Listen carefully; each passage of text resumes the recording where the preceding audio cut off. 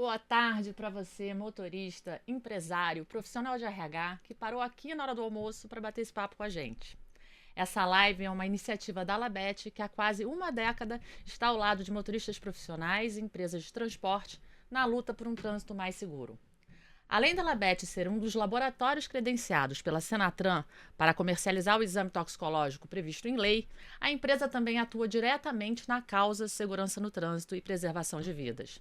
Em 2018, estivemos na ONU, junto ao Instituto de Tecnologias para o Trânsito Seguro e ao presidente Fernando Henrique Cardoso, levando os resultados de sucesso dos 2 primeiros anos da política pública do exame toxicológico para motoristas profissionais. Mas hoje a gente não está aqui para falar de exame, nem sobre lei, e sim sobre um tema super importante que é relevante para a vida de todos nós, em especial para a vida desses motoristas que passam a maior parte do tempo exercendo uma atividade que requer muita prudência, responsabilidade e consciência. Precisamos falar sobre saúde mental. E para conversar comigo sobre a importância da saúde mental na vida do motorista profissional, eu tenho a alegria de ter aqui ela que é psicóloga clínica, especialista em saúde mental e dependência química, além de ser um ser humano de uma generosidade ímpar e de uma grande amiga. Bem-vinda, Tatiana Gillet. Eu venho agradecer, Camille, por a gente estar aqui juntas falando de um tema tão importante, né? Ampliando o nosso conhecimento, entrelaçando, né?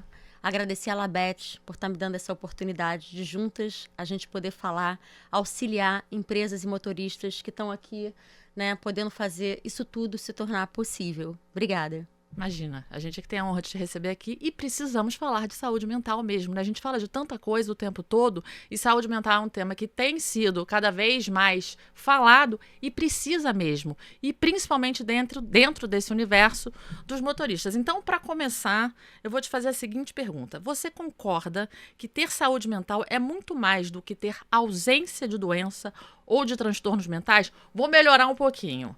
Você pode não ter doença nenhuma, nenhum transtorno e ainda assim não ter saúde mental? Então, é sobre isso. Tem pessoas que acreditam que o fato de não ter uma doença ou um transtorno mental é ter saúde mental. Não. O fato de eu ter uma doença mental ou um transtorno mental, que a gente vê muito hoje, que é o carro-chefe da clínica, né, e das pessoas de uma maneira geral, até de quem não consegue um tratamento, é a ansiedade e a depressão. Se eu tenho um tratamento, né, que existe, é possível, e é por isso que a gente está aqui e vai falar bastante sobre isso, um tratamento adequado, se eu procuro os recursos e as ferramentas para entender do meu diagnóstico o que eu tenho e eu utilizo as ferramentas da forma apropriada, eu consigo, né, ter qualidade de vida, responder às exigências da vida dentro daquilo que eu tenho na minha vida, do meu histórico de vida, para conseguir lidar com o meu transtorno e a minha doença mental. Se eu uso medicamento, se eu tenho um psicólogo que me ajuda a manusear, né, esse transtorno, essa doença, eu consigo me aproximar de felicidade, que é qualidade de vida. Então você está falando com uma pessoa que tem alguma doença, tem um transtorno, ela ainda assim ela pode estar perto de ter uma saúde mental, enquanto outras que talvez não tenham nada e que deixem isso para lá, não conseguem ter a saúde Sim, mental. porque se eu tenho um comprometimento e eu sei viver com aquilo que eu sou comprometida, seja uma dependência química, seja uma ansiedade, seja uma depressão ou uma doença, uma esquizofrenia mais grave, eu consigo ter qualidade de vida dentro daquele meu comprometimento. Enquanto que uma pessoa que tem saúde mental, vamos ver que ela tem um histórico de vida, que ela veio de uma família disfuncional, então ela tem comportamentos autossabotadores, ela tem más escolhas, ela vai ter muita instabilidade emocional, porque até de acordo com que ela, né, se torna, ela pode ser uma pessoa extremamente tóxica para ela mesma e para quem encosta nela. Então isso não vai se aproximar de qualidade de vida. Sim, né? sim. Então ela pode não ter nenhuma doença, nenhum transtorno, mas ela não ter saúde mental. E a gente sabe que a ansiedade hoje é uma coisa muito presente assim no mundo inteiro. Mas, segundo a Organização Mundial da Saúde, o Brasil é o primeiro do ranking. A gente tem 20% da população diagnosticada com ansiedade. Quer dizer, fora todo o resto que não procura por um diagnóstico e que pode estar aí sofrendo de ansiedade e não está dentro desses 20%.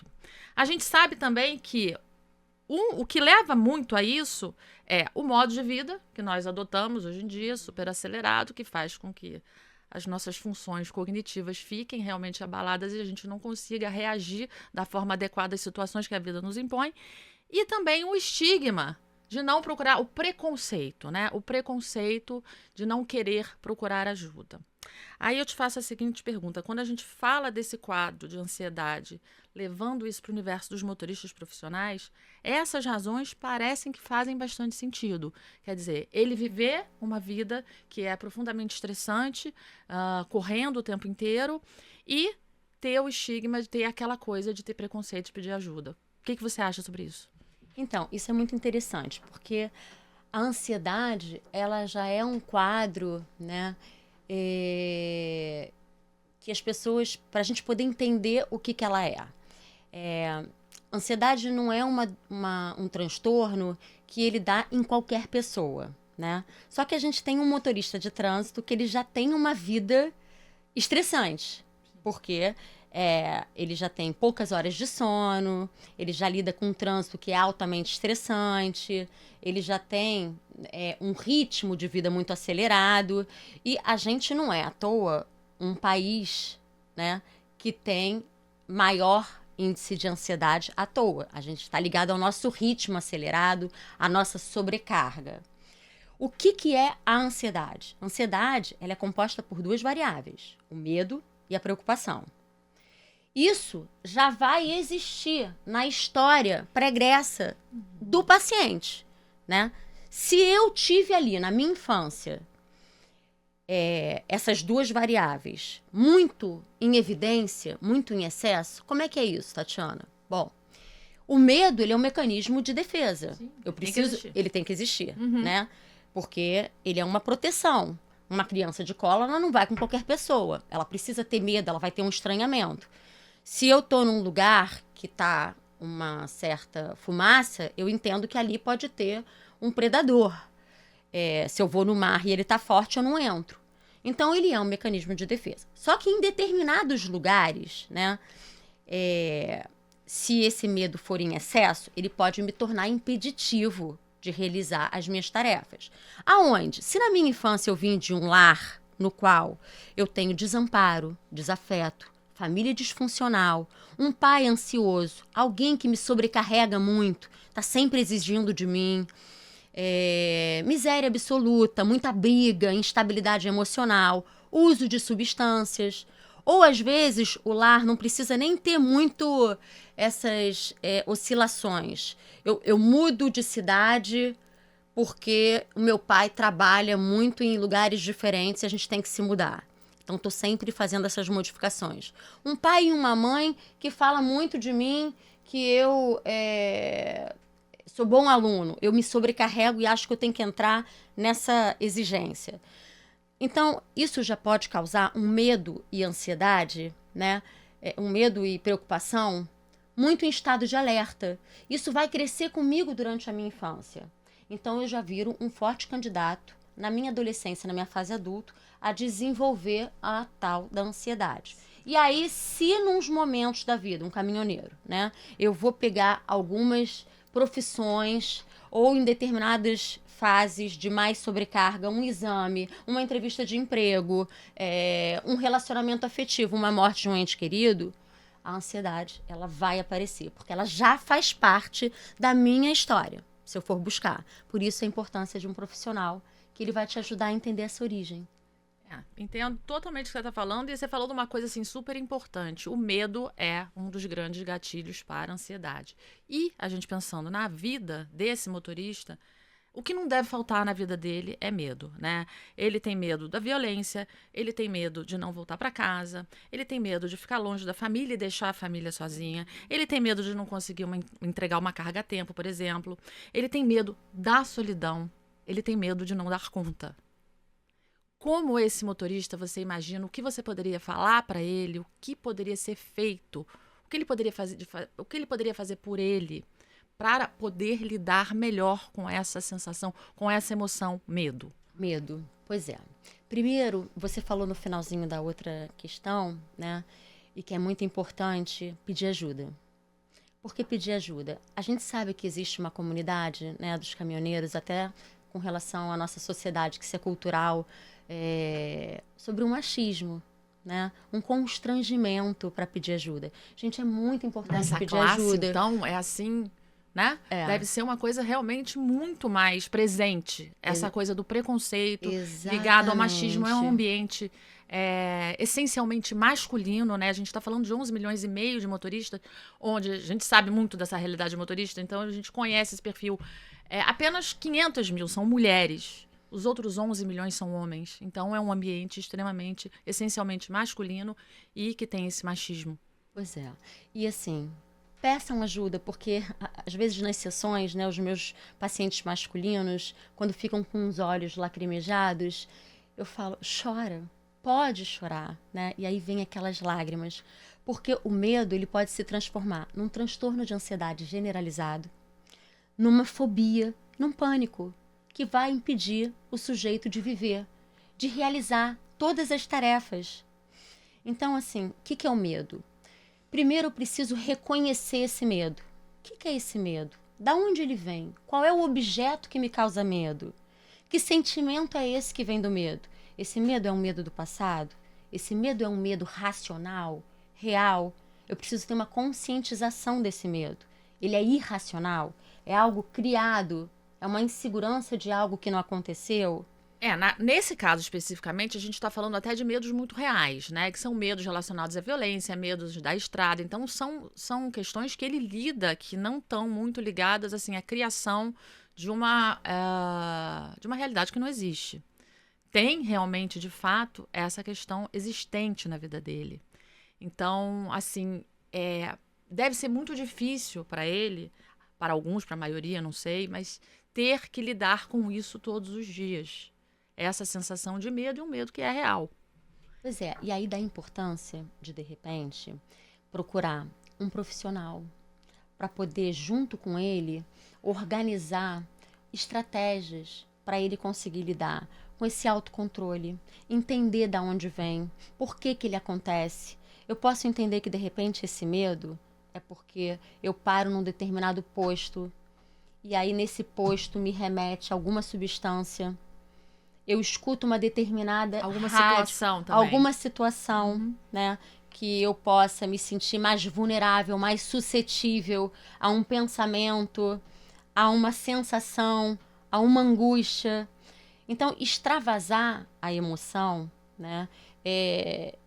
Você regula melhor, né? Você tem um profissional que junto com você faça o manejo, né, dessa conscientização, em quais circunstâncias, quais são as motivações desse medo, é muito importante para que você alivie essa angústia, né, para que você se conscientize desse lugar. Isso facilita muito para você conseguir lidar com essas questões que te assolam no seu dia a dia. Entendi. E aí, a gente levando essa questão da ansiedade, tentando fazer uma correlação dessa ansiedade, que no caso desses motoristas a gente sabe que é muito presente, à dependência química. Você acha que a ansiedade pode desencadear também o consumo de drogas por esses motoristas? Pode ser um fator também na vida deles? Você pode usar a substância para aliviar esse sintoma e você pode, devido ao uso de substância, desencadear a ansiedade, né? Inclusive, o uso de substância, ele é um forte... ele é um dos principais, né, desencadeadores severos desses dois transtornos, ansiedade e depressão. Então, assim, o motorista que tem ansiedade, às vezes ele usa a substância para aliviar os sintomas da ansiedade, que num primeiro momento alivia, mas depois torna o transtorno muito mais severo. Então, os sintomas, eles vêm com muito maior intensidade. E aí, imagina... É um ciclo, né? É um ciclo. É um ciclo que vai ficando cada vez mais progressivo, tanto do uso da substância quanto comportamental, porque a dependência química ela é comportamental. E aí o que acontece? Imagina esse cara que já tem uma profissão, um ofício muito estressante. Se ele já tem uma ansiedade e ele faz uso de drogas estimulantes, né, que são as drogas que são mais pegas nos exames toxicológicos da LABET. Sim, são as drogas que eles mais usam por uma questão de trabalho mesmo, né? Exatamente. São as drogas que eles precisam, né? Para se manter mais acordados. Sim. Então, isso aliado, né, ao trânsito, eles ficam mais vigilantes, mais excitados, mais violentos. Você falou uma coisa para mim que eu guardei muito, que foi o seguinte: quando eu falei para você sobre a questão deles utilizarem a droga, né? No caso, tem até essa pergunta aqui, mas eu estou avançando um pouquinho. A cocaína, né? Que é a droga mais presente hoje em dia, é 80% dos casos positivos, a gente tem cocaína relacionada. E para ele poder dirigir por mais tempo, e ele dirigir por mais tempo é por uma questão financeira, por uma questão de trabalho. Ele precisa daquilo para competir dentro desse meio, para dirigir mais horas, poder levar e voltar com carga. E aí você me disse uma coisa que eu achei bem interessante, que eu nunca tinha ouvido, que é assim: isso pode ser também, Camille, mas ele usa a droga. Ele dirige por mais tempo, ele usa a droga para dirigir por mais tempo e dirige mais tempo para utilizar a droga. Você falou desse padrão que não tem nada a ver com a questão dele só trabalhar mais, é pelo prazer de utilizar a droga. Então, aquele padrão de dirigir muito também leva ele ao consumo de droga. Então, ele consome droga para dirigir muito, ele dirige muito para consumir droga. É porque isso também já é um critério da dependência química. Quando eu vejo que eu estou dependente de droga, que eu não consigo parar, eu já quero até ficar mais tempo trabalhando, porque se eu uso durante o trajeto, né? Sim. E eu já me tornei um dependente químico, eu não quero parar de trabalhar. Porque se é o lugar que eu uso droga, eu quero trabalhar por mais tempo. Isso. Aí é onde eu já estou preso na trama. Então, o meu lugar de trabalho se torna um lugar que eu sou usuário. Aí eu quero trabalhar por mais tempo que eu estou trabalhando, porque eu estou usando. Gente, isso é uma loucura. Eu nunca tinha pensado por essa ótica, mas faz todo sentido. Quando você me falou, me chamou muita atenção. Então, assim, hoje a gente tem assim, evidências, né, dentro da neurociência, da neuropsicologia, que a nossa mente, ela é o resultado da soma das nossas possibilidades com as nossas potencialidades. Nossas potencialidades é a nossa neurobiologia, nossa genética, nossas possibilidades é todo o meio que nos cerca, tudo que nos afeta ali no nosso dia a dia. Então, e a gente sabe que a dependência química também tem uma questão de predisposição genética, mas que o meio também influencia. Então, o que eu queria saber de você é o seguinte: o motorista, ele é muito influenciado pelo meio, né? A vida dele, o modo dele de viver. Ele pode não ter nenhuma predisposição genética, nenhuma predisposição neurobiológica, e ainda assim, pelo meio, ele começar a consumir drogas. Pode. Como é que é isso? O dependente químico, ele pode ter uma predisposição genética. Quais são os fatores de risco? Predisposição genética, 40% a 60%, mas não apenas a predisposição genética. Os fatores ambientais são fatores de risco. Familiares e o mundo de uma maneira geral. Por exemplo, se ele vive em situação miséria absoluta, desamparo, abandono, adoção, estresse, disfuncionalidade dos seus cuidadores, violência, desordem, né? De uma maneira geral, desestabilidade, rejeição, abandono, abuso. Abuso é, assim, uma característica imensa para desenvolvimento de dependência química, né? Todos esses fatores ambientais são fatores de risco para a entrada da doença. Por exemplo, se ele mora perto de locais que são próximos para a droga, são facilitadores para a entrada da doença, né? Quem mora perto de dentro de comunidade.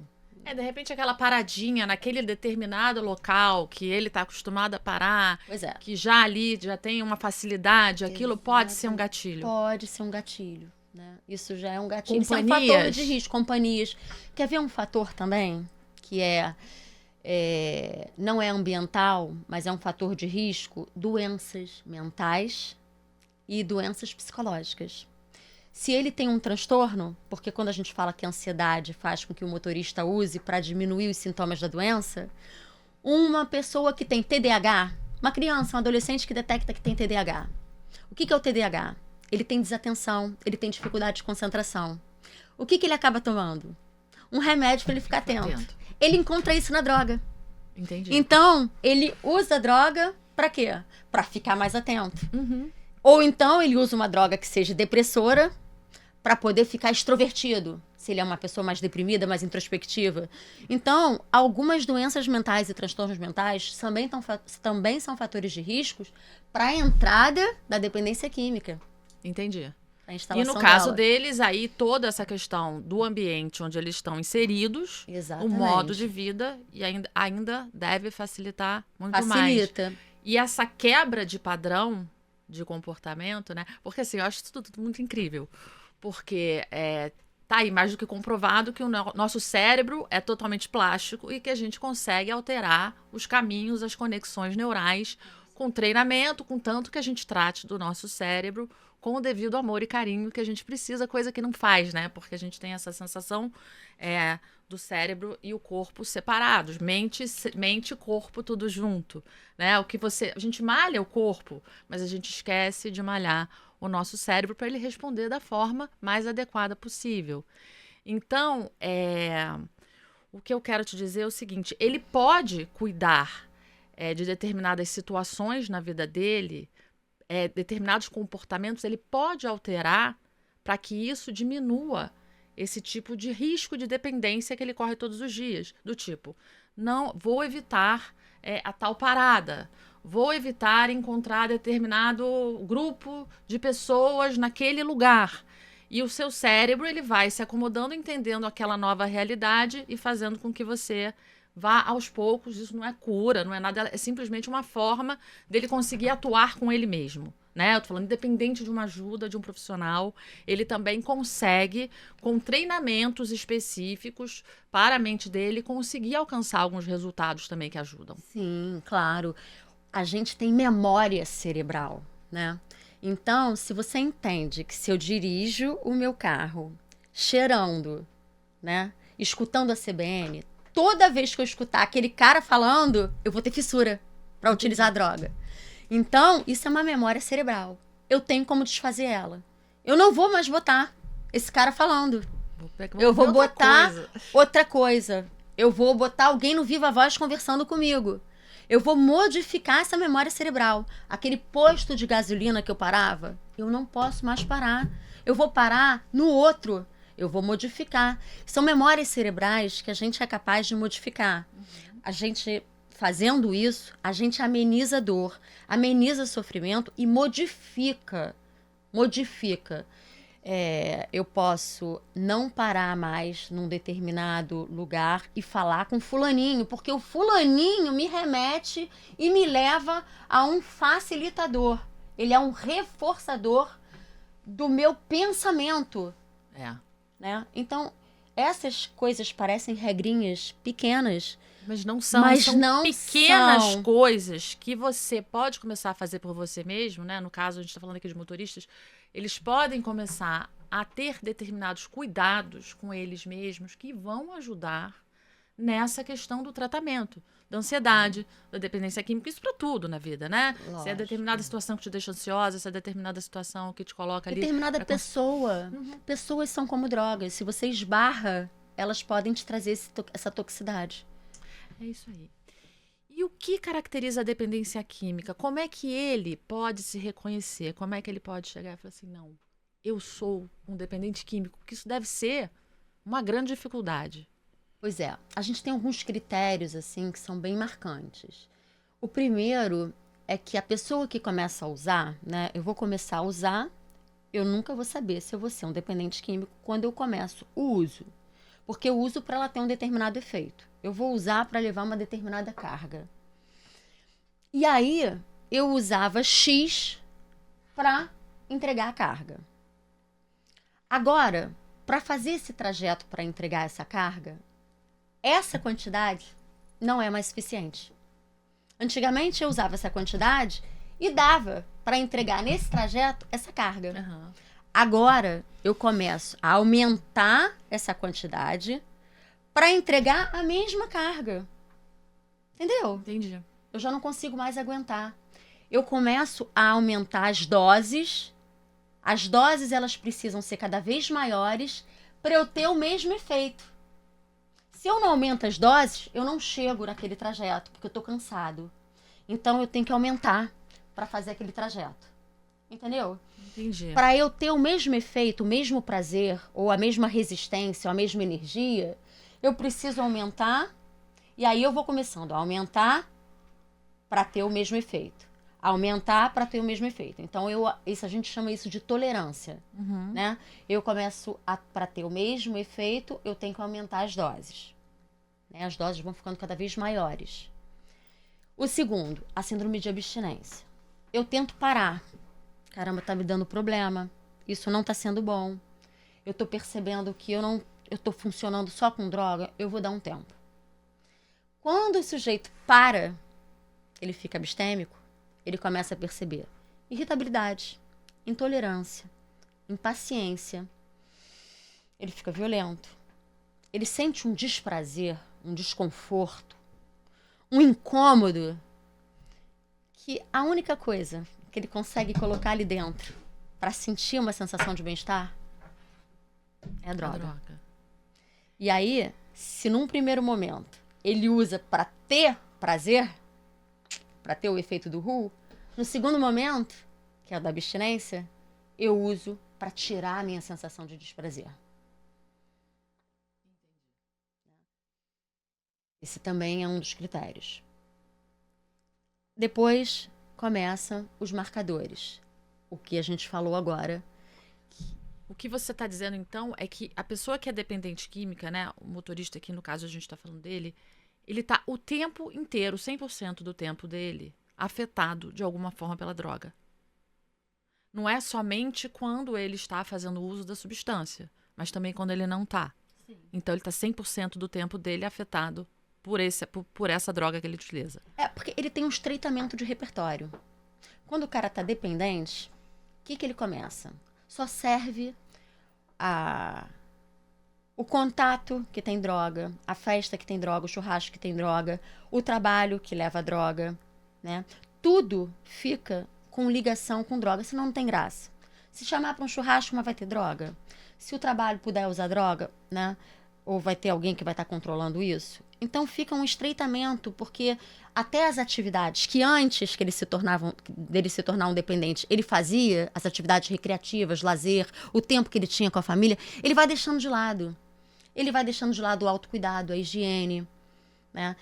Essa coisa de ele começa a se colocar em situação de risco para conseguir a substância. Substância acabou, eu quero a todo custo. Pode estar tendo um tiroteio numa comunidade que eu vou subir e eu vou pegar. Ele perde a noção do risco. Né? Ele faz uma engenharia louca para conseguir a substância. Ele passa a fazer aquilo que a gente falou agora, né? Que ele passa a querer até trabalhar mais tempo, mesmo se colocando em situação de risco, mas porque ele quer ficar usando a droga. E se aquele lugar é um lugar que ele... É uma desculpa para ele continuar usando. E tem um critério também que é muito marcador da doença, né? Por exemplo, aí ele começa a desenvolver questões psicológicas, né? Mentais, ou então até uma pancreatite, uma gastrite, um problema cardíaco, e aí o médico sinaliza para ele, olha, isso aqui está acontecendo em função do uso de uma substância que você está usando. Né? Uma pessoa que não tem dependência, o que ela faz? Ela para, ela se trata. O dependente químico, ele não está nem aí. Uma vez dependente químico, eu vou continuar usando, mesmo sabendo que eu tenho risco de vida. Mas um dependente químico, ele pode querer sair dessa dependência. Aí se você tivesse que me dar, assim, uma listinha de como ele se reconhecer, como ele, assim, coisas básicas. Como assim, como eu me reconheço como um dependente químico? Será que eu sou?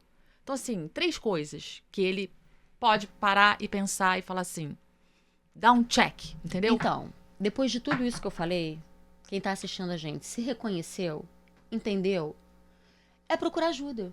Não, sim, mas como ele se reconhece? Dá resume em três palavras como ele se reconhece. Então, se você tá saindo de casa, né, assim, né, eu também não falei de um critério que, por exemplo, às vezes o cara vai, né, para usar e fala que vai chegar num determinado horário e não volta, porque ele quer ficar mais tempo usando. Se você, a tolerância é um dos principais critérios.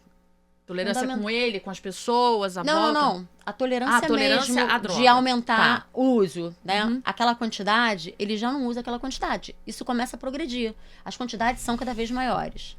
A abstinência, o cara tenta parar, ele entra num estágio de violência, irritabilidade, impaciência, dá fora em todo mundo, mau humor, né? É um desconforto.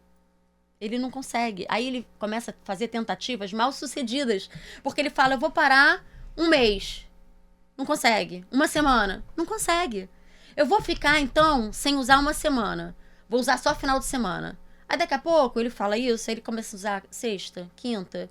Entendeu?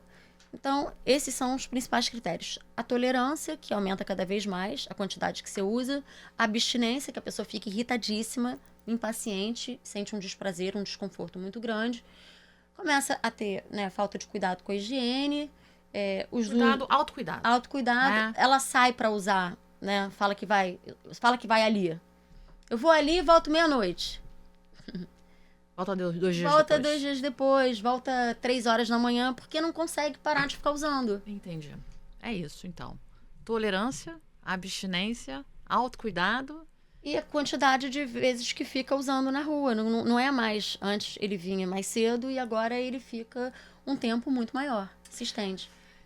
A Labete é uma empresa que, além de comercializar o exame aí desde o início da legislação, ela é uma empresa que ela trabalha muito diretamente na causa, né? Segurança no trânsito e preservação de vidas. Então, a gente sempre teve muita preocupação em tudo que a gente faz, sempre que a gente fala, de deixar claro que esse motorista, ele não faz uso de drogas por lazer, por recreação, para ir para uma rave. Ele faz uso de drogas para trabalhar. E por essa questão, é normal que, a gente já falou até antes, que as drogas mais encontradas sejam as drogas estimulantes do sistema nervoso central, que no caso, cocaína e anfetaminas, onde tinha o rebite aí incluído nessas anfetaminas. Atualmente, os resultados positivos, 80% deles são resultados onde tem cocaína presente. Isso por conta disso que eu acabei de falar. Você pode explicar o que os efeitos da cocaína pode causar no cérebro de um motorista enquanto ele está dirigindo? Então, o que acontece? É exatamente isso que você falou. As drogas da família dos estimulantes, né? Elas ativam, elas ampliam a atividade do cérebro. Então, o seu cérebro, ele fica excitado, né? Ele fica num estado de vigília, né? Muito grande. Você fica mais ativo, você se sente mais resistente, com mais energia, com excessos, muitos excessos, né? Muito estimulado. Imagina isso aliado a um motorista no trânsito. Você fica muito irrequieto, muito impaciente. E aí, você joga isso para ele no trânsito. As direções ficam muito mais agressivas. Se eu tô muito irrequieto, porque eu tô com uma droga que tá me estimulando, tá me deixando que eu não consigo ficar quieto, né? Tô excitado. Eu tô com a minha atividade cerebral totalmente ampliada. Eu posso não usar o equipamento de segurança, o cinto de segurança. Até por essa ativação, não dar a distância do carro da frente. Você perder essa psicomotricidade, exatamente, né? Os reflexos. Exatamente. Ela vai mexer na psicomotricidade, só que de uma forma que não é deprimindo, é ativando. Eu faço ultrapassagens de muito risco, porque porque eu me coloco em risco e coloco as outras pessoas em risco. Eu posso fazer ultrapassagem sem a sinalização adequada das regras de trânsito. Me envolver em brigas de trânsito, porque eu tô com os nervos à flor da pele. Uhum. Né? Então, eu acho que são as situações mais... E tudo isso considerando que eles estão conduzindo veículos que pesam várias toneladas e que são verdadeiros mísseis, né? Impactando aí, botando em risco não só a vida deles, como a vida de vários outros. Motorista de passageiro, então, de ônibus, a gente vê quando tem esses acidentes, o quão trágico é tudo aquilo, né? Porque são acidentes que são extremamente graves e que envolvem aí várias mortes. Eu ia te perguntar, no período de abstinência, né? Qual é o efeito da cocaína? Sei que a gente já falou bastante de abstinência. Então, você tem o efeito da cocaína enquanto ele dirige. Mas tem uma diferença. Essa abstinência, quando ele está dirigindo, por quê? A cocaína, o nosso corpo, ele não está preparado para receber esse estímulo, né? Uhum. Que é muito forte, essa sobrecarga que a gente recebe, que é uma droga estimulante do nível da cocaína. Então, imagina que você joga aquela descarga toda no teu organismo. Uma hora, aquele efeito vai parar, que é a abstinência. Então, eu vou ter uma queda dessa carga de energia. Quando eu tenho essa queda, o que acontece com esse cara? Fadiga, cansaço, lentidão do pensamento, sonolência. Então, isso no trânsito, micros cochilos. Eu tô com um pensamento letárgico. Então, se eu tenho uma tomada de decisão, uma ultrapassagem, alguma coisa que eu preciso pensar rápido, eu não penso rápido. Passou o efeito da droga. Que loucura. E você está falando disso, que ele utiliza a cocaína justamente para estimular o sistema nervoso central e poder ficar mais ágil, dirigir por mais tempo. Mas você está falando que ele também depois se deprime. E o que é mais encontrado, assim, no exame que a gente faz, a gente analisa o metabólito, né? Quer dizer, é a droga ingerida que vai no fígado, metaboliza, entra na corrente sanguínea e impregna na queratina. O que a gente mais encontra é o cocaetileno, que é a cocaína aliada ao álcool. Então, quer dizer, ele usa a cocaína e muitas vezes o crack, né, que é derivado da cocaína. Por isso que a cocaína é a droga mais utilizada hoje, porque a gente tem o crack, que é uma droga barata e que é derivada da cocaína. Então, ele usa isso e depois ele usa o álcool para poder deprimir.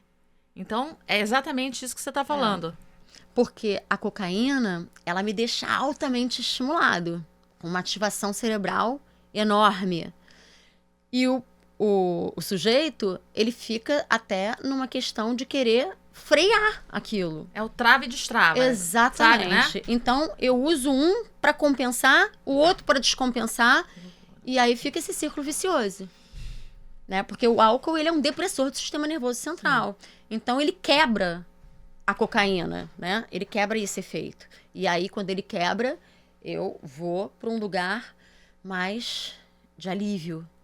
Só que aí eu não posso ficar num lugar de alívio, porque é a lentidão do pensamento, é a sonolência. Você está dirigindo, exatamente, né? Ele exerce essa atividade. É isso aí. Isso que a gente está falando. Então tem que dar uma pauladinha. Eu dei uma entrevista ontem que o radialista estava falando assim para mim, outros profissionais, outras categorias deveriam também fazer o exame toxicológico. Aí falou de políticos, falou de uma série de classes. Eu ria, falei, não, eu acho que tem, sim.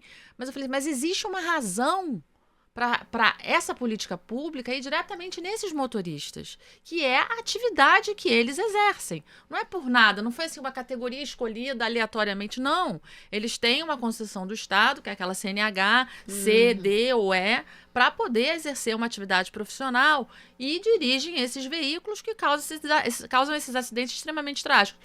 Então, é normal que essa política pública seja voltada para eles. Então, outras categorias podem vir aí, mas isso aí é uma loucura, né? Porque a gente está falando do cara afetado pela droga o tempo inteiro, inclusive no período de abstinência, que é quando ele deprime. Exatamente. E ele perde também a psicomotricidade, todos os reflexos enquanto está dirigindo. Se torna perigoso da mesma forma. Mas vamos lá, a gente está falando falando das consequências do trânsito, mas esquece de falar de uma questão social que também é muito grande.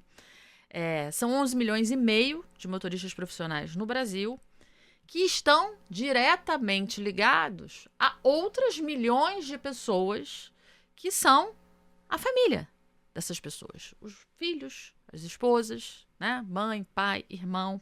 A gente estima que esse universo em torno do motorista possa chegar a 30 milhões de pessoas. É por aí. Então eu queria saber de você quais os impactos que um motorista que vive uma situação dessa, de abuso de drogas, dependência química, ansiedade, falta de saúde mental, quais são os impactos que ele pode levar para a família dele? Então, inúmeros, né, Camille? E é uma pena, porque a família, ela seria a principal fonte de proteção. E um cara, quando ele está sob o efeito, né, de uma dependência química, de uma substância, quando ele está agarrado nessa doença, é por isso que é muito importante que eles possam pedir ajuda, que eles devem pedir ajuda para salvar suas vidas. Eles, né, dependendo de cada droga, porque tem a droga estimulante, a depressora, a alucinógena, se for principalmente a estimulante, né, é casos de violências, muita violência, violência doméstica, abusos das crianças, físico, emocional, moral, irritabilidade. Isso faz com que a família adoeça, porque causa um adoecimento, né? Até para desenvolvimento de uma doença mental, de um transtorno, como a depressão, a ansiedade generalizada. E a principal rede que poderia ser de apoio dele... Ele detona. Ele arrebenta com um lugar que poderia ser o amparo, o afeto, um lugar de confiança, de segurança. Rede de apoio. A rede de apoio. E aí a engrenagem, porque como adoece a engrenagem, naquele lugar vira um lugar que a própria, né, o filho acaba virando, o filho, né, ou a filha, vira um cuidador do dependente químico. Aí a mulher vira esposa do filho, porque as prateleiras de hierarquia do sistema, ela fica toda disfuncional, né? Então a mãe casa com esse filho para cuidar desse dependente, o dependente vira um filho, né? Vira um lugar de medo, de pânico quando esse cara volta para casa, como que ele vai voltar, de que forma que vão vir esses humores, né? E engraçado que você falando disso agora, a gente tem um depoimento de um amigo nosso, eu só posso falar que ele é amigo já há tanto tempo, que é o Cajal Antonelli, que deixou uma dica aqui pra gente. Vamos ouvir então? Vamos. Bota aí o Cajal. Boa tarde, doutora. Boa tarde, Camille. Tudo bem? O pessoal também que está em casa, uma boa tarde. O pessoal que está prestigiando a live, né? Meu nome é Cajal Antonelli. Eu estou na estrada há quase 11 anos. Eu dirijo um bitrem caçamba e eu moro aqui em Piúma, no Espírito Santo. E eu quero dizer que é sempre um prazer muito grande interagir com vocês e poder trazer um pouquinho da minha experiência como motorista profissional. E hoje o tema da live está fantástico, porque trata daquilo que é muito importante para nós, toca essencialmente na questão da qualidade de vida do caminhoneiro e também do motorista de ônibus, né? E o que eu tenho para dizer aqui não é exatamente uma pergunta, mas é a minha opinião sobre um ponto muito importante, que se eu abrir mão disso, aí a minha saúde mental ela vai lá para Beleléu, na fronteira com o Cafundó das Cucuis. Vocês já ouviram falar, né? É o meu convívio familiar. Não abro mão. O tempo que eu passo com a minha família, essa interação, esse link, essa conexão sólida com a família, com os amigos, eu acho que é essencial para a gente aliviar o estresse, um pouco da solidão. Isso proporciona de verdade um suporte emocional vital na nossa vida, né? Vital na nossa vida é ótimo. A gente precisa ter, e eu trabalho para que isso aconteça, um equilíbrio entre o trabalho e a minha vida pessoal. Isso no meu ponto de vista, né, não só melhora a saúde mental, mas também contribui para uma vida mais satisfatória e afirmo dizendo, mais segura na estrada também. Não adianta a gente criar leis de descanso para o motorista descansar dentro do caminhão, né, entre uma jornada e outra, porque o que a gente realmente precisa é promover oportunidades para que a gente possa passar mais tempo, como eu estou aqui agora, com os entes queridos, seja por meio de pausas mais frequentes, horários mais flexíveis, né? Conforme a dinâmica, lógico, né? de viagem de cada um, né? Então eu acho que isso que é fundamental para garantir o bem-estar integral, tanto dos motoristas de caminhão quanto dos motoristas de ônibus. Tá? É isso que eu tenho para dizer.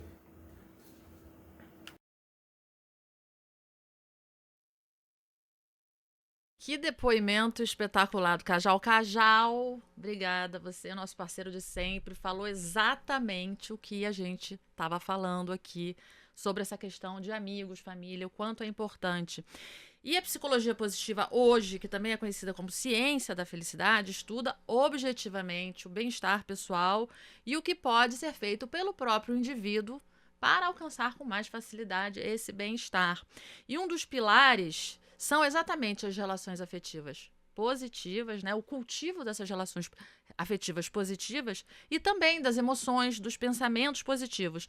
Você acredita que essas estratégias podem ajudar os motoristas na prevenção da boa saúde mental e também no tratamento de alguns problemas aí relacionados à saúde mental? Claro, é lindo você fazer uma lindo. escuta, né? Você escutar um profissional falando dessa rede, né? Da família. Porque a família ela é o protagonista de um fator protetivo, quando ele se torna um fator de proteção. Então, ele não está falando, né, quando ele cita até as empresas para elas darem um tempo maior, não é para ele dormir dentro de um caminhão. Porque não é qualquer tempo para o ninho dele. Não é qualquer tempo. É para ele ter um tempo, talvez, para ele dormir ou fazer qualquer coisa, com a família e com os amigos. Então, ele está dizendo, olha a escuta que, de repente, a gente tem que fazer até um RH de uma empresa sobre o que esse cara está falando. Que ele se torna mais produtivo, que ele tem uma sensação de bem-estar, que ele é melhor. Ele é melhor. Ele é melhor enquanto sujeito, ele é melhor enquanto profissional, porque ele produz mais. Ele é mais feliz. Ele é mais feliz quando ele está com a família e com os amigos. Isso é saúde mental. Quando eu tenho uma sensação de bem-estar físico, mental, espiritual, e quem me dá isso? Esse cara tá me falando. É quando eu tô com a minha família. É essa escuta, gente, que eu preciso fazer para entender do que ele tá me trazendo, do que faz ele melhor. E em contrapartida, é tão triste a gente lembrar que a gente falou atrás que ele detona o profissional, o motorista profissional que está numa situação de dependência, de uso abusivo de drogas, ele detona exatamente esse meio, esse ambiente que é quem salva ele. Exatamente. Quem pode ser a maior fonte. Porque o que é a família, né, gente? Quando ela consegue ser essa rede de proteção. Ela é amparo, ela é afeto, ela é segurança, confiança. Quando você se sente amado, você se sente o quê? Forte, seguro. Eu produzo melhor. Eu sou uma pessoa melhor. E quando eu dou esse afeto também, porque quando eu dou esse afeto dentro de casa, que eu vejo que a minha família tá amparada, tá mais forte, tá mais segura, eu saio também melhor para entregar a minha carga, para ser um profissional mais eficiente, para produzir melhor. Profissional eficiente, profissional feliz. O que as empresas, como as empresas de transporte podem ajudar esse motorista? Então, assim como a gente está aqui, né, e a gente escutou esse depoimento de um profissional, o RH, né, talvez, não sei como seria isso, investir nos atendimentos psicológicos, seja dentro da empresa, seja fora da empresa, investimento em palestras, workshops, de saúde mental, saúde bem-estar. mental, bem-estar, que fosse relacionado a todos esses temas que a gente abordou aqui, né? Que favorecessem esse profissional, parcerias com planos de saúde ou descontos que pudessem beneficiar, programas de incentivos, de reconhecimento desse profissional,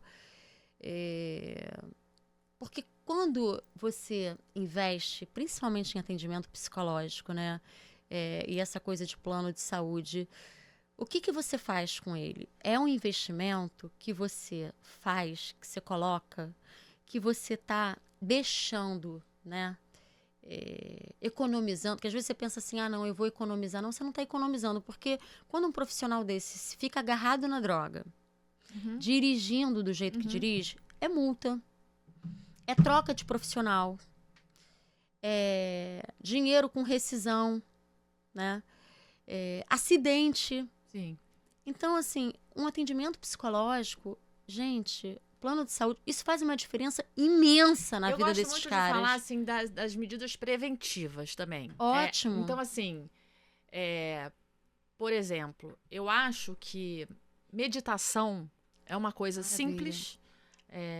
Às vezes a pessoa tem preconceito com essa questão de meditação, que acha que a gente está falando de religião.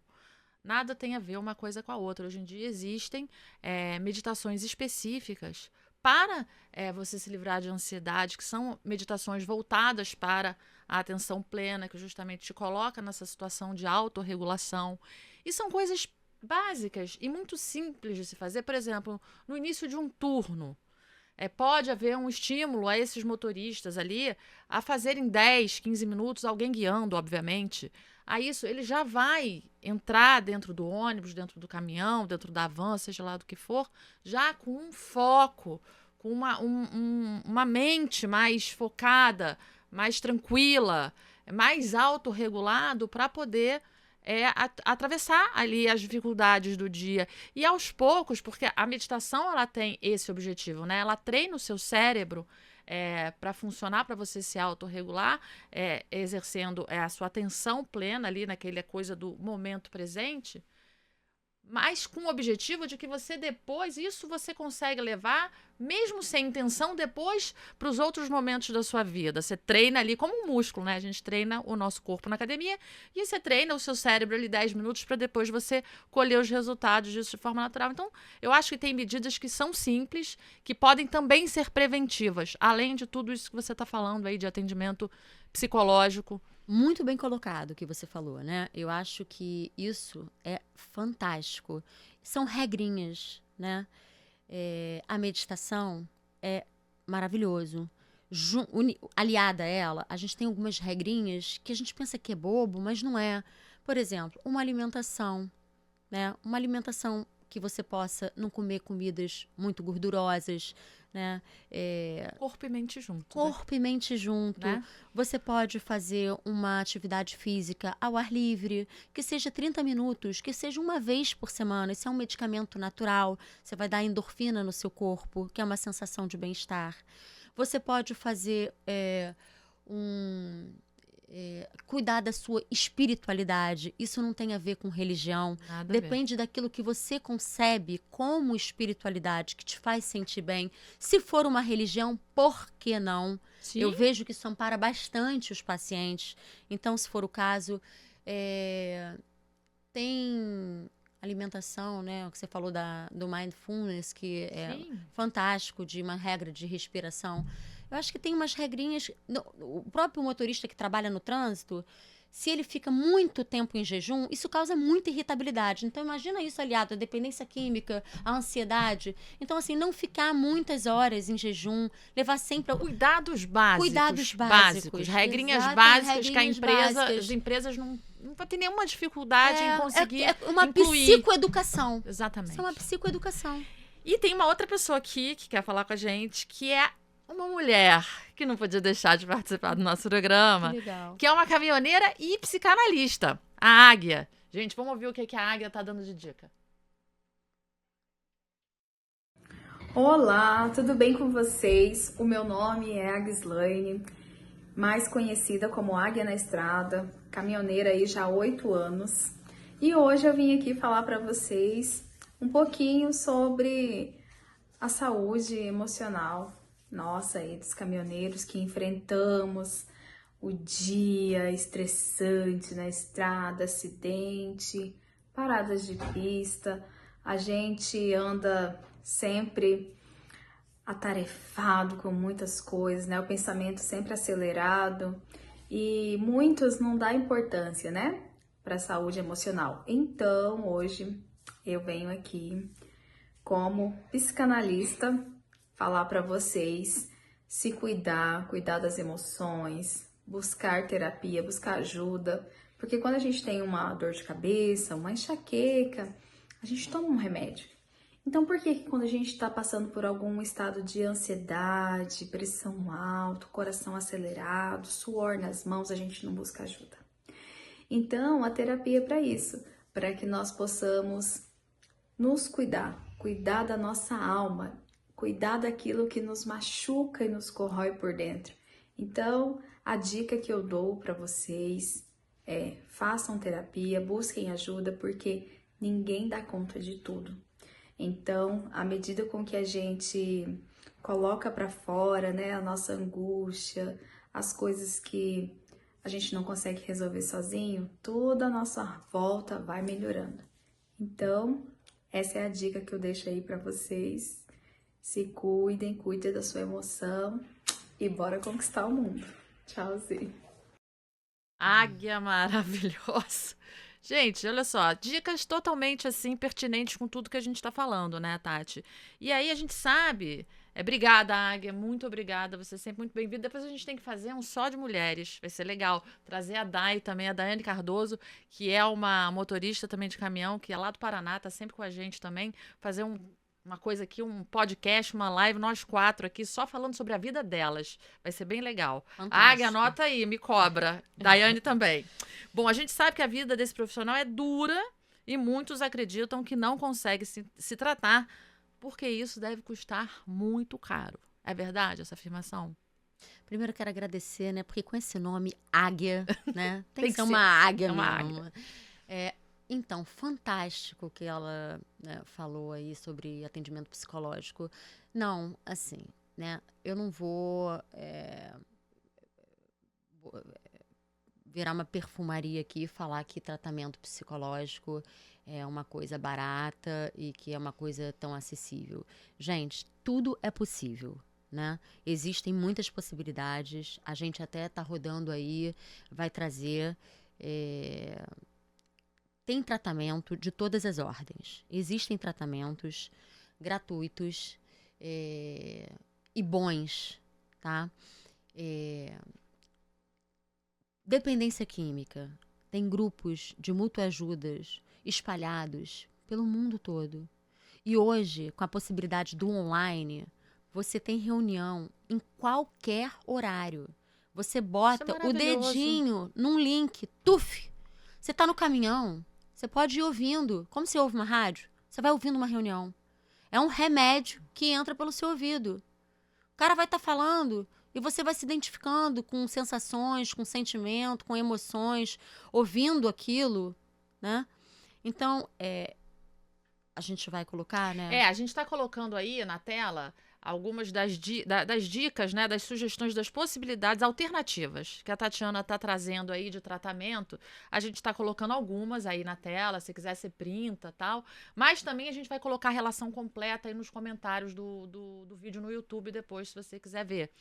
Mas pode ir falando, Tati, tá aí aparecendo tudo. Então, assim, para essa história, né, da dependência química é importante. Os narcóticos anônimos, alcoólatras anônimos, para os familiares, porque às vezes tem um familiar que está vendo e o sujeito dependente químico, ele pode estar em estado de negação, está protegendo a droga e falando, eu não sou tanto, né? Eu não uso dessa forma. E aí um familiar pode estar assistindo, né, ou assistir e querer ajudar. Então ele vai entrar no Naranon, que é um grupo de ajuda de familiares para saber como lidar com o dependente químico para tentar ajudar. A família adoece, aquilo que você falou. A família adoece. Então tem o Naranon.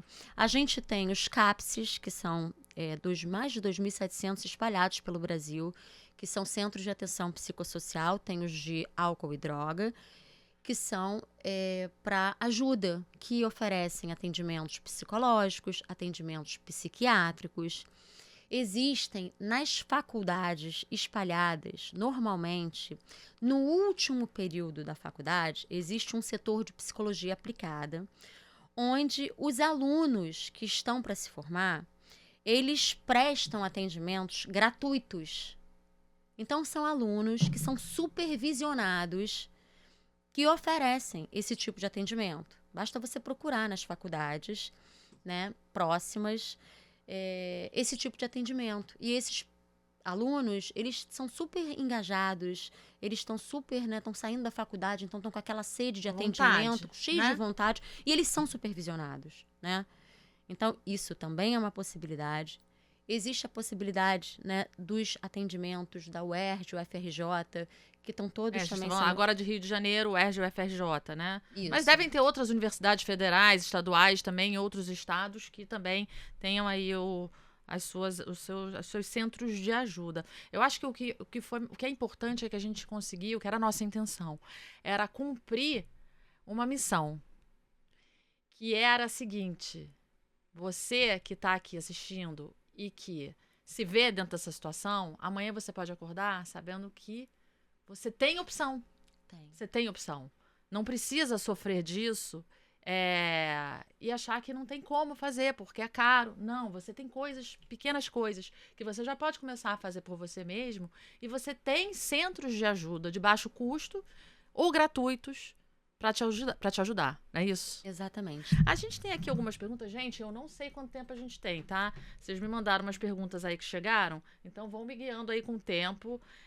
Vou puxar aqui. Quando você puxa, tem aí minha rede também, para quem quiser entrar em contato. Não, a gente vai deixar aqui no final, a gente vai colocar todos os seus contatos aqui, a sua rede, tudo. Mas acho melhor tentar fazer algumas perguntas antes aqui de pessoas que escreveram. Peraí. Pergunta do João. Alguma dica de como posso cuidar da saúde mental passando tanto tempo nas estradas com horários irregulares? Então, é o que a gente está falando, né? Com horários irregulares. Sim, você tem horários irregulares, mas mesmo com horários irregulares, deve ter... Você consegue inserir pequenas coisas desse, né? Cuidado com o seu físico, você consegue, com horários irregulares. Nem que você põe um tênis, sai andando, onde você estiver, não precisa de uma academia. Uma atividade ao ar livre, você deve ter algum horário de folga, o mínimo de tempo que você tem, você pode fazer essa prática que a gente falou, de uma respiração, de uma alimentação, como a gente falou, a questão da rádio, né? Você pode, não sei qual é a situação dele, né, de bem-estar. O que ele considera de bem-estar? Porque é isso, a gente tem que saber do paciente como é que é a vida dele. O que ele considera de bem-estar? Como é que é o nome? O bem-estar é subjetivo. Cada subjetivo, tem exatamente. A sua própria sensação e as coisas que influenciam no seu próprio bem-estar. Por isso que escuta, o que o rapaz falou? Os meus amigos, a minha família, o que é para ele descobrir esse cara, o que é para ele e o que for para ele bem-estar, ele explorar e fazer mais vezes nessas horas vagas, porque isso é terapêutico. É isso que dá a sensação de bem-estar e é nisso que eu tenho que cair dentro. E relação afetiva positiva é sempre uma estratégia, Exatamente. É sempre uma saída. Psicologia positiva. É psicologia positiva. É sempre podendo estar com seus amigos. Eu e a Tatiana, a gente está todo dia junto, não posso nem falar nada, porque a gente aqui é toda positiva, toda feliz. Se você tem essa rede, mete bronca. Vamos lá aqui. Pergunta do Eldo. Como posso lidar com o estresse causado pelo trânsito intenso e congestionamentos? Acho que é aquele do peixinho, né? A gente pode dar para ele, né? Trânsito intenso, congestionamento. Você pode fazer algumas 3 minutos de meditação. A gente está botando também aí, de recomendação, um link de um aplicativo que é só de práticas meditativas, de 2 minutos, 3 minutos, 10 minutos. Então, para aliviar estresse, para aliviar a ansiedade, para uma série de coisas. Então, acho que fazer 3 minutos de uma prática dessa... uma prática de respiração, né? Fazer até uma direção mais pausada, né? Fazer detectar o pensamento, né? Pensamento não devagar. A divagação, o pensamento intruso, acaba com a gente. Exatamente. Bota a gente num nível de ansiedade lá em cima. Uhum. O trânsito, ele realmente é estressante, né? Mas o que eu faço com esse meu pensamento, né? Ele pode tornar aquilo que está acontecendo mais ou menos estressante, né? Tentar domesticar isso, né? Isso aí. Autocontrole. Autocontrole. Boa. Pergunta da Keila. Quais são as melhores formas de lidar com a pressão dos prazos de entrega e estabelecer limites para a saúde mental? Pois é, quando a gente fala de prazos de entrega, é uma coisa que a gente não sabe de quem que depende, né? Porque é por isso que é importante às empresas, né, o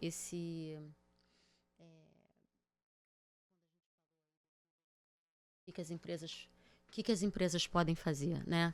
É importante, quando as empresas têm essa preocupação com o profissional, porque é mais ou menos isso, o que que a gente faz com os prazos, né? Se a empresa tem uma preocupação com esse profissional, porque isso gera esse estresse, isso dá um engajamento entre empresa e profissional. Isso vai aumentar a lealdade entre eles, né? Porque, assim, o que que é o prazo? O que que a gente pode fazer com essa preocupação?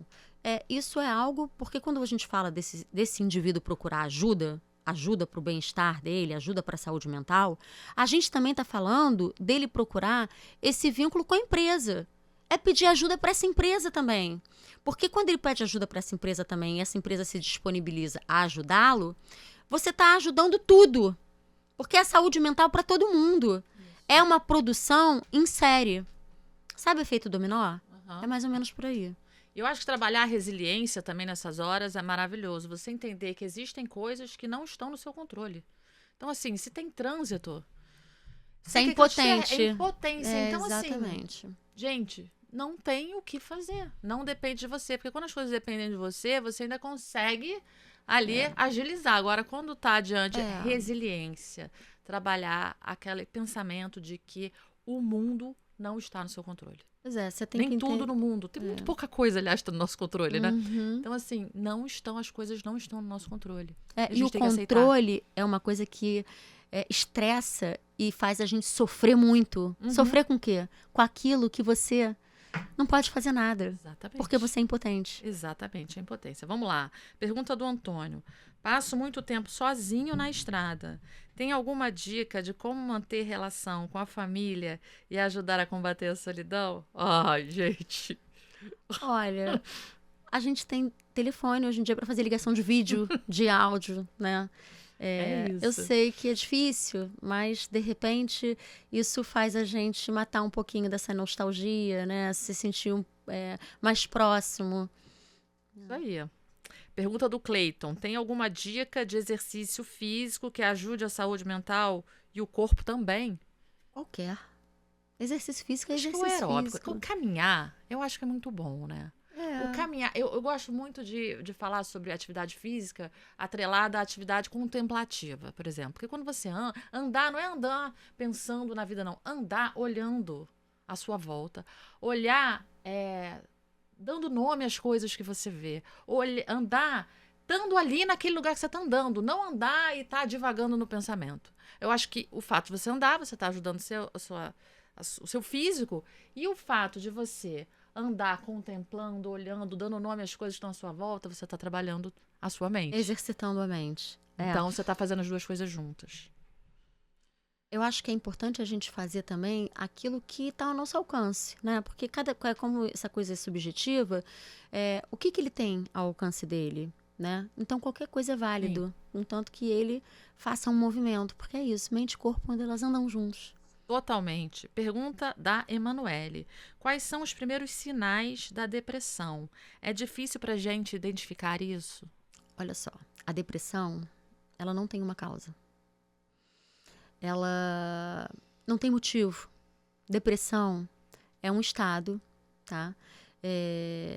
De tristeza, que não tem motivo, que a pessoa se sente completamente sem motivação, desestimulada, nada faz sentido, sonolenta ou não sonolenta, dependendo de cada pessoa. A vida parece que não tem mais sentido e totalmente diferente de uma tristeza que tem um momento... Causa. E tem uma causa. A tristeza tem uma causa, um momento para começar e para terminar. A depressão não tem um momento que ela comece ou que ela termina. Ela é um estágio que pode demorar um dia, semanas, meses e anos. Então, acho que essas são as duas coisas que a gente poderia falar. É uma tristeza sem causa, que ela está perguntando quais são os primeiros sinais. Uma tristeza sem causa, uma e por um angústia. por um período estendido. Estendido. É uma angústia sem motivo, sem qualquer motivação que chega a qualquer momento. Agora, a pergunta do Emerson Henrique. Como motorista de ônibus, me sinto emocionalmente abalado. Que ajuda devo procurar? Que ele tá abalado? Como é que é? Emocionalmente abalado. Essa pergunta é um pouco vaga, né? Mas... Abalado com o quê? O que está sendo Ele acometido? está dizendo, como motorista de ônibus, eu acredito que pela atividade dele, né? Ele se sente emocionalmente abalado. Porque o motorista de ônibus tem a coisa do trânsito, né? Uhum. Às vezes mais do que um caminhoneiro que trabalha em estrada, que tem essa... Pois é, abalado é muito amplo, né? Assim, se ele está emocionalmente abalado, mas ele está o quê? Dando conta das funções dele, ele está com muita dor, está com prejuízos, né? Incomodado. O que ele consegue? Será que ele não consegue, de repente? Seria um atendimento psicológico. Não, e tomar cuidado para ver se ele não está no estado, que a Keila, daquela pergunta que a Keila fez, quais são os primeiros... Não foi a Keila, foi a Emanuele. Quais são os primeiros sinais da depressão? Quer dizer, você está numa situação de uma tristeza muito grande, sem causa, e durante um período muito estendido, procura ajuda psicológica. Pois é, porque a depressão, o estágio dela é ideação suicida, planos suicidas, né? Entendi. O último estágio dela. É isso. Então vamos lá. A última pergunta aqui do Pedro Paulo. É muito difícil manter uma boa alimentação na estrada. Isso pode ter relação com a saúde mental? Tem, bastante. É o que a gente falou. Mente e corpo juntos. Mente e corpo juntos. A gente sabe que é difícil, né, para essas pessoas que comem nas estradas, nos restaurantes. Imagino que as comidas devem ser pesadas, né? Mas é porque assim... Para a gente falar de saúde mental, não adianta a gente falar bonitinho o que a Organização Mundial da Saúde determinou, né? É muito bonitinho, mas dá para ter? Dá. Dentro do que é a vida daquele sujeito. Sim. Por isso que eu gosto de trabalhar com cada um em específico. Porque se ele é um caminhoneiro, vamos ver o que esse cara tem dentro da vida dele que dá pra gente trabalhar? Tá, é uma estrada? O que você tem? Aquele posto de gasolina, o que naquele posto tem? O que tem no outro? É diferente? Esse é mais saudável do que esse? Então vamos nesse. Exatamente. Esse tem o que de mais saudável? Então vamos pegar o que ele tem de mais saudável pra gente colocar. Doce. Doce deixa a pessoa mais sonolenta, você comer todo dia não é legal. Então vamos botar uma vez na semana? Tudo dá pra fazer, gente. Só não faz quem não quer. Exatamente. Quem quer, faz. Então é isso. É procurar ter novos hábitos, adquirir novos hábitos e ter esses pequenos cuidados. Tatiana, nosso tempo está acabando, mas eu queria primeiro te agradecer muito por essa conversa que foi espetacular. Acho que a gente pôde ajudar aí muita gente, muitos motoristas, empresas também, com dicas do que eles podem fazer. Eu queria, assim, teus contatos estão todos aí aparecendo, a gente também vai colocar nos comentários do vídeo, mas eu quero que você fale o que você quiser falar, o que você achou, que você fale quais são os seus contatos, onde as pessoas podem te achar. E é isso. Gente, eu quero primeiro agradecer, né, bastante a oportunidade que vocês estão me dando de estar aqui para falar o que eu sei. Né? Expor aí e ajudar, porque é o que eu mais gosto de fazer com a minha profissão. Não foi à toa que eu escolhi ser psicóloga e me especializar nessa área de dependência química. Dizer para vocês, né, todos que estão assistindo, que existe possibilidade de cuidar da saúde mental. Cuidem, vale a pena, porque qualidade de vida é o que mais se aproxima de felicidade. Agradecer a Labete, né, que me deu essa chance, essa oportunidade de estar aqui com a minha amiga Camille, de ampliando nossos conhecimentos que se entrelaçaram hoje e poder prestar aí essa ajuda a todos que estão assistindo. E falar para vocês, né, que existe possibilidade de tratamento. Então, se cuidem, se tratem do jeito com o que vocês têm de recursos e ferramentas. Se explorem isso, se aproveitem disso. Porque vocês vão ser os primeiros, quando vocês procurarem tratamento, a amenizarem, diminuírem os seus medos, procurarem a Labete para fazer os seus exames toxicológicos, vão bater no peito, cabecear pro gol, para continuarem com as suas carteiras. E aí, gente, é isso. Obrigada. Onde te acham, Psi Tatiana Gilê? Na minha rede, Psi Tatiana Gilê, né? No meu site, é só me procurar ali na rede, no meu e-mail, psi mia.gilepsi@gmail.com. E na minha rede, tá tudo escrito direitinho, gente. Vai ser um prazer se eu não conseguir responder tudo de uma vez, mas eu respondo as perguntas todas no tempo que eu tiver. Tá bom? Muito obrigada, minha amiga. Gente, obrigada. Um beijo pra você. Até a próxima. Obrigada.